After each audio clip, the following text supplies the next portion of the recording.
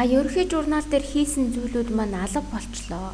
Эсвэл ерөнхий журналаа хөтлөх гэсэн чинь мөр нэмэх боломжгүй болчиход байна.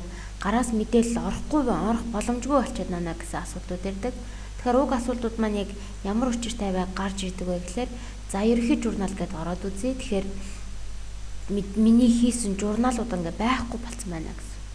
Энэ ямар учиртай вэ гэхээр фильтр хийгдсэн байна гэж ойлгоно. За энэ дээдлийн сумнууд сум байх юм бол шүүлт фильтр хийгдээгүй. Гэтэл энэ дээр нэг юул үрдний зурагтай фильтр хийгдсэн байна гэсэн. За тэгэхээр тухайн фильтр дээр тухайн юул үр дээрээ дараад өгнө.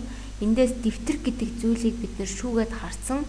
За гэсэн чинь манай журнал дээр дэвтэр байхгүй байсан учраас журнал маань хоосон болчиход байна гэсэн.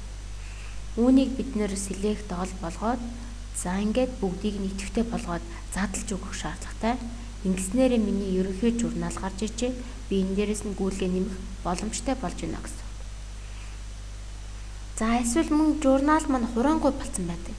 За ерөнхий журналаа хэвлэхийн тулд хураангуй гэсэн төвчлөр дээр дарж иж хэвлэх шаардлагатай гэсэн. Тэгэхээр хураангуй хэвлэхийн тулд хураангуй болгож болно. За хэрвээ журналаа би хураангуйлчих юм бол доороос нь гүйлгээ нэмэх гэхээр боломжгүй болж байна гэсэн. За тэгэхээр гүйлгээ нэмэх гэхээр боломжгүй болж байна гэсэн үг. Энэ тохиолдолд яаж би журнал дээрээ дахин гүйлгээ нэмэх вэ?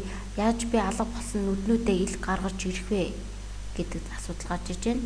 За ингэж ил гаргаж ирэхийнхээ тулд мөн тайлан харах гэсэн төвчлөр рүү ороод за журнал гэсэн хэсгээсээ дэлгэрэнгүй гэсэн.